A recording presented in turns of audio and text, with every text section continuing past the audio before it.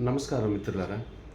ఈరోజు మనం దేశంలో విద్యార్థులు చేస్తున్నటువంటి ఉద్యమం గురించి, ఉద్యమ నేపథ్యం గురించి గత వారం జరిగినటువంటి విధ్వంసం, దాష్టికం గురించి ఈ వీడియోలో మాట్లాడుకుందాం.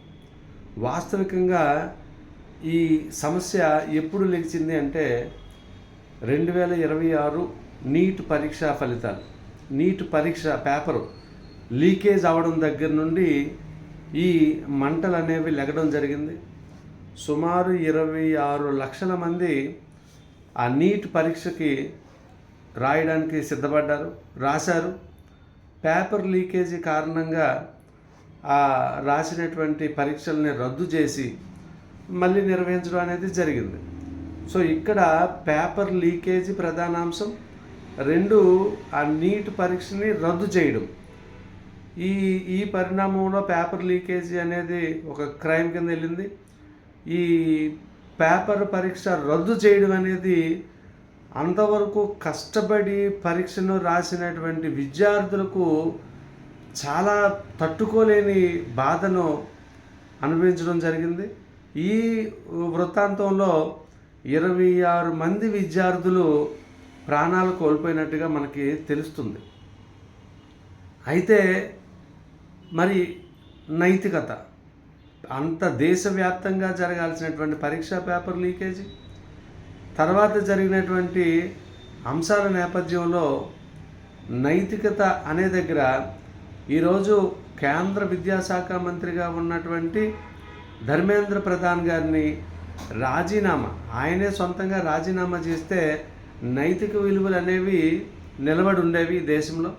కానీ ఇప్పుడు జరుగుతున్నటువంటి ఉద్యమం నైతికత, అనైతికత, నైతిక విలువలు భారతదేశానికి ఉన్నాయా అనేటువంటి ఒక ప్రశ్నను ఈరోజు భారతదేశ ప్రజల ముందు ఈ విద్యార్థులందరూ కూడా ఉంచడం జరిగింది.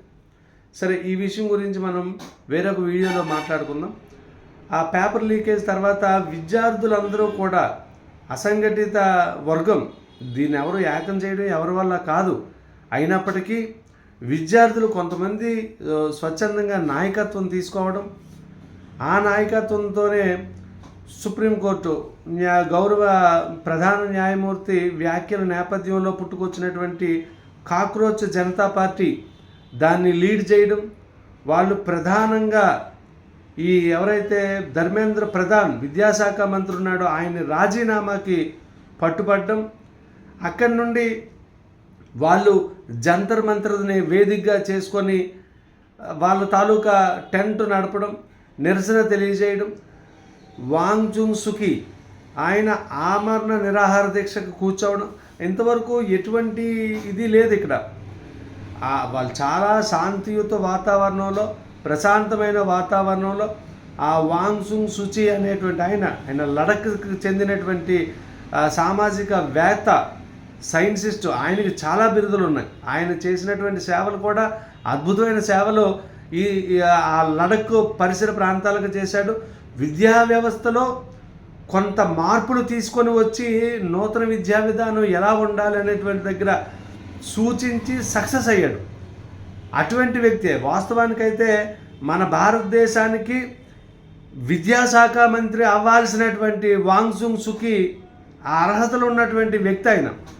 ఆయన ఆమరణ నిరాహార దీక్ష, ఈ విద్యార్థులందరి తరపున ఆయన ఆమరణ నిరాహార దీక్షలో కూర్చున్నాడు. 19 రోజుల పాటు చక్కగానే నడిచింది.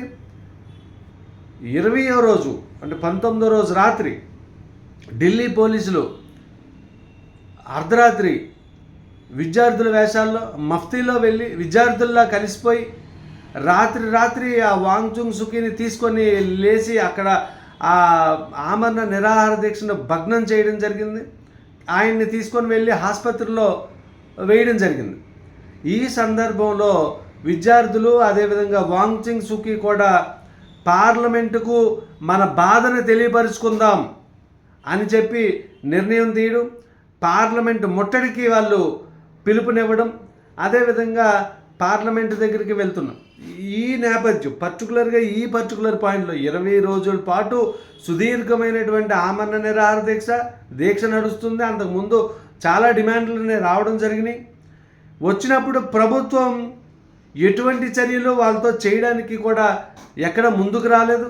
అటువంటి నేపథ్యంలో వీళ్ళు పార్లమెంటు ముట్టడికి వెళ్ళినప్పుడు కనీసం వాళ్ళతో నైతికత అనే దగ్గర ఇక్కడ చూస్తే ఏం చేయాలి? ఇంత పెద్ద ఉద్యమం లేగుస్తున్నప్పుడు, ఇంత పెద్ద విద్యార్థులు దేశవ్యాప్తంగా ఆందోళన చేస్తున్నప్పుడు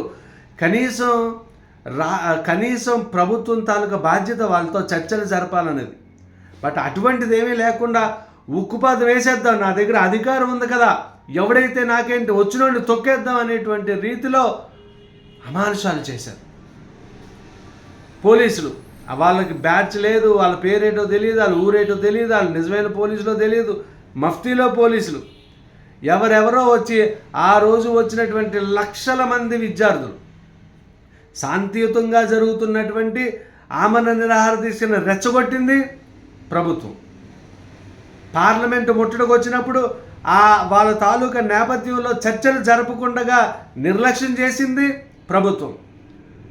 వాళ్ళు పార్లమెంటు ముట్టడికి వచ్చినప్పుడు అమానుషంగా మేకులు దిగ్గొట్టినటువంటి లాఠీలు చార్జీలు చేసి టీయర్ గ్యాస్ను ఉపయోగించి విద్యార్థుల్ని భయపెట్టి అదేవిధంగా రబ్బర్ బుల్లెట్లతో కాల్పులు కూడా జరిపారు. ఈ నేపథ్యంలో ఆ పర్టికులర్ పార్లమెంటు ముట్టడి రోజునే ఎంతమంది విద్యార్థులు రక్తాలు కారిపోయి ఆ మేకులు దిగినటువంటి గాయాలని ఆ సోషల్ మీడియా ముందు చూపిస్తూ ఉంటే మనసు తరుక్కుపోతూ ఉందే. నేటి బాలలే రేపటి పౌరులు, అలాంటి వాళ్ళు మాకు న్యాయం చేయండి, నీట్ పేపర్ లీకేజ్ వల్ల మేము నష్టపోయామని చెప్పి వచ్చినటువంటి విద్యార్థుల్ని అంత అమానుషంగా, అంత ఘోరంగా, అంత దుర్మార్గంగా ట్రీట్ చేస్తారా? కొడతారా? గాయపరుస్తారా? తలలో బద్దలు కొడతారా? కాళ్ళు విరిచేస్తారా? చేతులు విరిచేస్తారా? మీకు ఎలా చేతులు వచ్చినాయండి? ఆ పోలీసు ఉద్యోగం చేస్తున్న వాళ్ళకు కూడా ఏ విధంగా విద్యార్థుల్ని కొట్టాలనిపించిందండి మీకు? వాళ్ళు ఏమన్నా ఉగ్రవాదులా? ఈ చర్యకు ప్రేరేపించింది ప్రభుత్వం. ఈ వైఫల్యాలకు కారణం ప్రభుత్వం. సరే, ఈ సందర్భంలోనే వాళ్ళందరూ దేశద్రోహులు, వాళ్ళందరికీ పాకిస్తాన్ వాళ్ళు ఫండింగ్ చేస్తున్నారు, అలాంటి కథలు చైనా ఉన్నారు. మరి ఇప్పుడు ఇంత విధ్వంసం జరిగిన తర్వాత వాళ్ళతో చర్చలు ఏంటండి? వాళ్ళు ఎవరు చర్చలు జరపడానికి ఉగ్రవాదులా? కాదు కదా, విద్యార్థులను ఒప్పుకున్నారు కదా. ఈ మోడీ అంధభక్తులు, బీజేపీ అంధభక్తులు, ఆర్ఎస్ఎస్ అంధభక్తులు ఇక్కడ మీరు తెలుసుకోవాల్సింది, వాళ్ళు మీకు సోషల్ మీడియాలో ఇస్తున్నటువంటి వ్యాకరణాలన్నీ కూడా శుద్ధ తప్పు. మిమ్మల్ని తప్పుదో పట్టిస్తున్నారు. నాకు కమ్యూనిస్ట్ పార్టీ కార్యకర్తలన్నా ఆర్ఎస్ఎస్ కార్యకర్తలన్నా చాలా గౌరవం. ఎందుకంటే వీళ్ళ దగ్గర ఒక డిసిప్లిన్ ఉంటుంది. జీవితం ఎలా లీడ్ చేయాలి, ఎవరితో ఎలా మసులుకోవాలి, దేన్ని ఏ విధంగా ఎదుర్కోవాలన్నది డిసిప్లిన్ ఉంటుంది. కానీ ఈ ఆర్ఎస్ఎస్ మీ నాయకత్వాలే మిమ్మల్ని తప్పుదో పట్టిస్తూ ఉన్నాయి. మీకు అర్థం కావట్లేదా? వాళ్ళే మీ చేత దేశద్రోహులు, వీళ్ళు పాకిస్తానీ ఏజెంట్లు, చైనా ఏజెంట్లు అని చెప్పిన వాళ్ళే ఈరోజు ఆ పెద్దలతో చర్చలు జరుపుతున్నారు. దీన్ని మీరు ఏ విధంగా తీసుకుంటారు? అంటే మీ వాళ్ళు కూడా దేశద్రోహులేనా? ఇది తప్పు. ఇటువంటివి కాదు మనం కావాల్సింది. ఉద్రేకాలు రెచ్చగొట్టడం కాదు, ముద్రలో వేయడం కాదు. ఈరోజు దేశ ప్రజలందరికీ తెలిసిపోయింది మీ రాజకీయం అంటే ఏటో. నరేంద్ర మోడీ నాయకత్వంలో నడుస్తున్నటువంటి భారతీయ జనతా పార్టీ ప్రభుత్వం తాలూకా వైఖరి ఏంటో మొత్తం తెలిసిపోయింది. మీరు చేస్తున్నదే. అయితే మిమ్మల్ని ఎవరైనా క్వశ్చన్ చేస్తే వాళ్ళు దేశద్రోహులు, లేదంటే మత విద్వేషాలు. ఇవే మీ రాజకీయం. మీరు ప్రజలకు పనికొచ్చేది ఏదీ చేయరు. విద్యార్థులైనా మీరు చూడరు, రైతులైనా మీరు చూడరు, జవాన్లైనా మీరు చూడరు, ఎవరిని మీరు చూడరు. మీకు అడ్డొచ్చిన వాళ్ళని చంపుకుంటూ పోవడమే, కొట్టుకుంటూ పోవడమే, తన్నుకుంటూ పోవడమే. ఇదే మీ రాజకీయం. దుర్మార్గమైనటువంటి రాజకీయం. ఈ వైఖరి మారాలి. జనరేషన్ వచ్చింది, ఢిల్లీని దద్దరించింది, ఢిల్లీ దద్దరిల్లిపోయేలా చేసింది. రక్తం, భారతదేశ యువ రక్తంతో రాజధాని తడిసింది. ఇది గుండెలు తరుక్కుపోయే అంశం. ఇక మన ఆంధ్రప్రదేశ్కి అంటారా? ఈ ఆంధ్రప్రదేశ్ పాలకులకు నమస్కారం. ఈ ప్రజలు ఏది పట్టించుకోరు. ఇక్కడ అసలు ఏమీ చూపించదు. భజన భజన భజన, ఉదయం లెగిస్తే భజన, ఓ 2 తాళాలు పెట్టుకొని వాళ్ళ వెనకాతలు చూసి భజన కట్టుకోవచ్చు కదయ్యా మీడియా ప్రతినిధులకి. ఎందుకు ప్రజల్ని తప్పుదోవ పట్టించడం? వాస్తవాలను చూపించలేనటువంటి మీడియా ఉంటే ఎడితే సస్తాయేటి.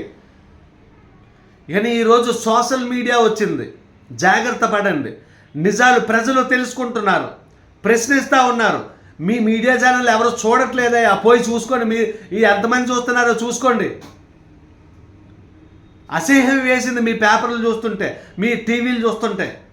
ఈరోజు సోషల్ మీడియా ప్రపంచం ముందు ఈ శాటిలైట్ ఛానళ్ళు పనికిరావు, ఈ పేపర్లు పనిచేయవు, ఏమీ పనిచేయవు. కాబట్టి నేను కోరుకుంటున్నది ఒకటే, నిన్న మా అనకాపల్లిలో న్యాయవాదులు అందరూ కూడా నిరసన తెలియజేశారు. ఆ నిరసన ప్రక్రియ కొనసాగుతూ ఉంటుంది. ఆ నిరసనలో భాగంగానే ఈరోజు నా తాలూకా వీడియో కూడా, అందులో అనుమానం అవసరం లేదు. భారత ప్రభుత్వం తక్షణమే ఆ ధర్మేంద్ర ప్రధాన్ చేత రాజీనామా చేయించాలి, మొట్టమొదటి డిమాండ్. 2, పార్లమెంటు సాక్షిగా భారత విద్యార్థి లోకానికి మొత్తానికి నరేంద్ర మోడీ గారి క్షమాపణలు చెప్పాలి. ఇది 2వది. చనిపోయినటువంటి విద్యార్థులు ప్రతి కుటుంబాన్ని కూడా ఆదుకోవాల్సిందే, వాళ్ళకి భరోసా కల్పించాల్సిందే. వాళ్ళ చేత మీరు ఏ విధంగా చేస్తారో తెలియదు, కానీ వారిని వాళ్ళ పిల్లలు కోల్పోయినట్టు బాధ నుండి బయటపడేటట్లు చేయాల్సిందే. ఇటువంటి మెకానిజం, ఈ దరిద్రగొట్టు మెకానిజం, పేపర్ లీకేజీల మెకానిజం పక్కన పెట్టి ఒక కొత్త మెకానిజానికి తీసుకురావాలి. ఎటువంటి పేపర్ లీకులు లేని విధంగా ఈ భారతదేశంలో ఒక కొత్త పాలసీని తీసుకురావాలని చెప్పి మేము డిమాండ్ చేస్తున్నాం. ప్రజలందరూ కూడా దీని మీద అవగాహనతో ఉండాలి. మన మీడియా, శాటిలైట్ మీడియా, ఈ గోబీ మీడియా, ఇదేదైతే భజన బృందాలు ఉన్నాయో, మీడియా ఛానల్ కాదు, భజన బృందాల ఛానళ్ళు, వాళ్ళని ఎవ్వరూ కూడా నమ్మొద్దు. వాళ్ళు ప్రచారం చేసేది అసలు నమ్మొద్దు. వాస్తవాలు తెలుసుకోండి. సోషల్ మీడియాలో అందుబాటులో ఉంది. ప్రతి ఒక్కరూ కూడా ఈ ఉద్యమంలో భాగస్వామ్యం అవ్వాలి. మన పిల్లలు ఉండాలి, మన పిల్లలు నేటి పిల్లలే రేపటి పౌరులు. మన పిల్లలు అక్కడ లాఠీ చార్జీలతో దెబ్బలు తిని పడతా ఉంటే, తిండి తిప్పలు లేకుండా అక్కడ జంతర్ మంతర్ దగ్గర పడిగాపులు పడతా ఉన్నారు. ఈ ఉద్యమాన్ని చూస్తూ కదలట్లేదు ఎవరికి. మీరు ఎక్కడికి రావాల్సిన అవసరం తెలియదు. జంతర్ మంతర్ పోయి మీరు ఏం చేయాల్సిన అవసరం లేదు. మీ ఊర్లోనే మీరు నిరసనలు తెలియజేయండి, వాళ్ళకి మద్దతుగా నిలబడండి. ఈరోజు మన పిల్లల్ని మనం కాపాడుకుంటేనే రేపటి మన భవిష్యత్తును, బంగారు భవిష్యత్తు. ఈరోజు మనం భారతదేశంలో దేనికున్నాం? దేశం అంటే మట్టి కాదు, దేశం అంటే మనుషులే. నేటి పిల్లలే రేపటి పౌరులు. దీని మీద స్పృహ కలిగి ఖచ్చితంగా ముందుకెళ్లాలని భారత ప్రభుత్వం తక్షణమే డిమాండ్లు పరిష్కరించాలని చెప్పి కోరుకుంటున్నా.